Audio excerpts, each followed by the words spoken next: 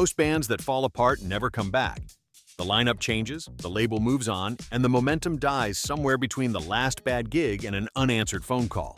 But every so often, the right person walks through the door at exactly the wrong moment, and somehow everything clicks. Here are 10 times a goofy, eccentric, or just plain unexpected musician stepped in and rescued a band that was headed straight for the history books. If rock and roll history like this keeps you up at night, consider subscribing to the Vinyl Veteran so you never miss a story like this one. Number 10. Brian Johnson joins AC/DC.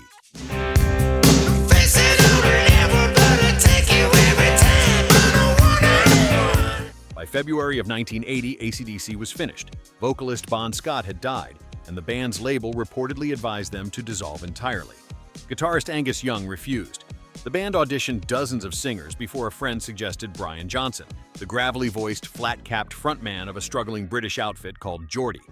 Johnson's squealing, almost comical delivery was nothing like Scott's smooth swagger.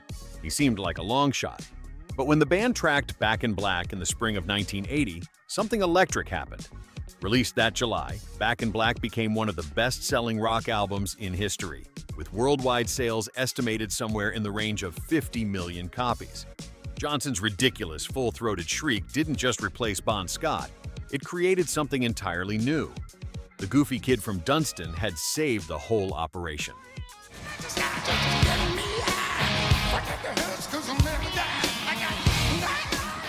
Number 9. Phil Collins becomes lead vocalist for Genesis.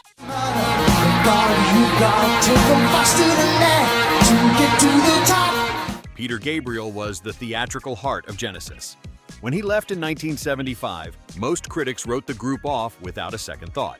The man left behind to fill the gap was Phil Collins, a soft-spoken, self-deprecating drummer known more for his humor than his ambition. Collins had never fronted a band. He sang a few backing harmonies, wore funny hats, and kept the beat.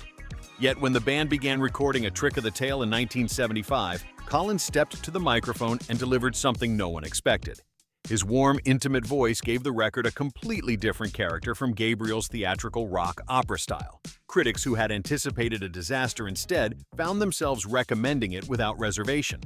Genesis not only survived the departure that was supposed to end them, but built a wider audience in the process.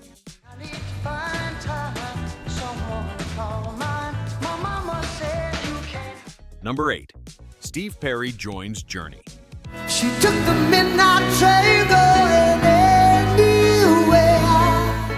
Journey had been grinding through San Francisco's rock circuit for years with modest success and zero mainstream traction. They were a jazz-influenced band with no real identity. Then their manager suggested bringing in a young singer named Steve Perry. His voice was soaring, almost absurdly earnest, with a range that could embarrass a trained opera singer. The other band members weren't immediately sold. Perry's sincerity seemed almost too pure for the arena rock world. But when Infinity arrived in 1978, the record cracked the top 21 on the Billboard album chart and launched the band into a different stratosphere entirely. That earnest, slightly goofy delivery that some industry insiders laughed at turned Journey into one of the biggest stadium acts of the late 70s and early 80s. Funny how that works.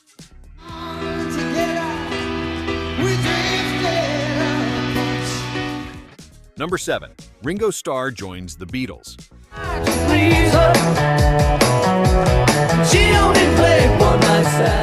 Most Beatles fans know that Ringo wasn't the first choice. Drummer Pete Best had been with the group since their Hamburg days, and by 1962, the band was still struggling to secure a proper record deal.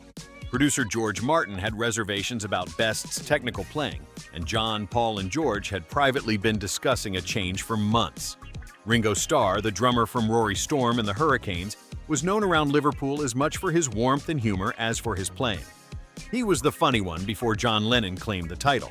His shuffling, intuitive style was nothing like the technically flashy drumming fashionable at the time, but it fit. Within months of Ringo joining in August of 1962, the Beatles landed their first single, and the trajectory of popular music changed permanently. But taking the easy way out now, he was a day. Number 6. Dave Grohl joins Nirvana.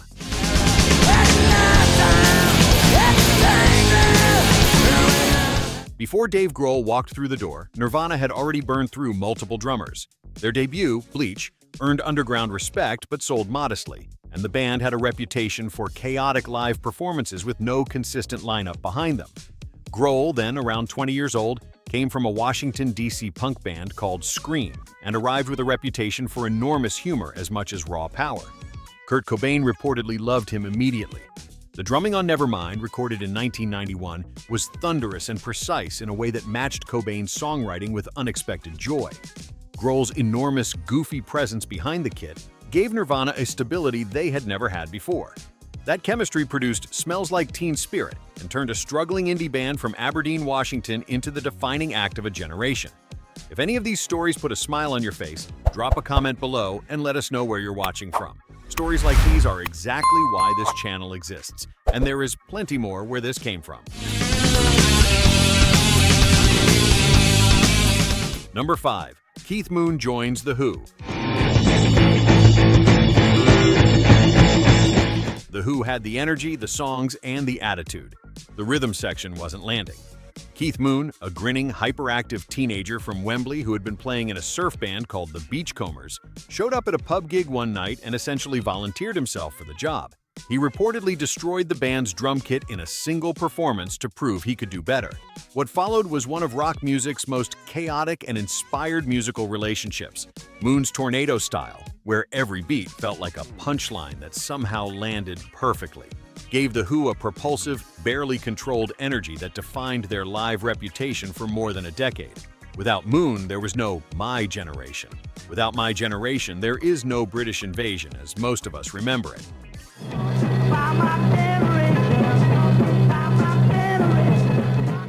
Number 4. Rob Halford joins Judas Priest.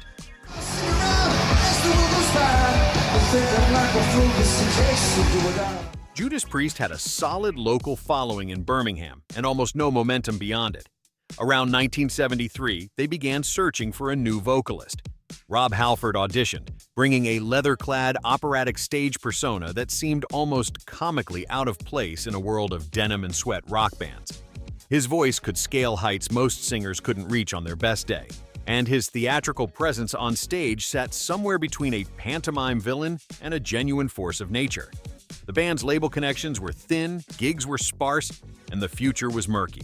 Halford gave them a visual and vocal identity that no one else in heavy metal possessed. By the late 1970s, that combination of camp theatricality and genuine power had built Judas Priest into one of the defining heavy metal acts in the world.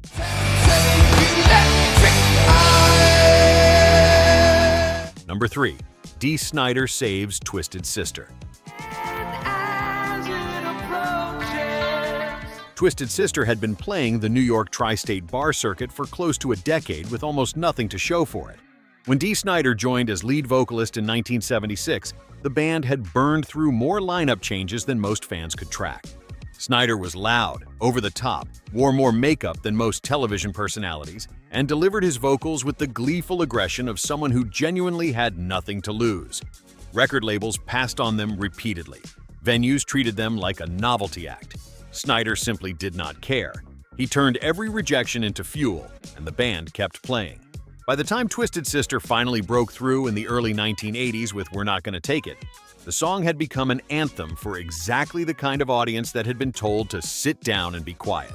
Snider's gleeful, ridiculous absurdity was never the problem. It was always the whole point.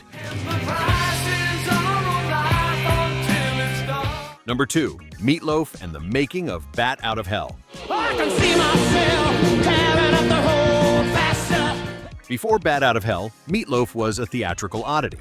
A large, operatic, deeply sincere performer who had spent years bouncing between off-Broadway productions and rock bands that never quite found their footing.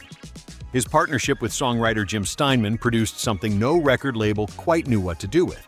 The album was rejected by almost every major label before finally landing at Cleveland International Records. When Bat Out of Hell arrived in 1977, its absurdly dramatic arrangements, its sprawling rock epics, and Meatloaf's thunderous delivery were supposed to be a commercial disaster. Instead, the album reportedly spent well over 400 weeks on the UK charts across multiple releases, a run that still astonishes music historians. The goofy, over-the-top performance nobody wanted turned out to be exactly what millions of people had been waiting for. I know that I'm damned if I never get out, and maybe I'm damned if I do. Number 1. Peter Criss and Ace Frehley give Kiss an identity.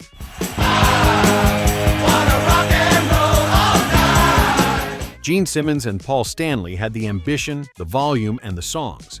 What the early version of Kiss lacked was a spectacle that would make audiences stop completely and stare. Peter Criss, the Cat, and Ace Frehley, the Spaceman, brought a kind of playful, costume party absurdity that pushed Kiss from a loud, hard rock band into a full theatrical event.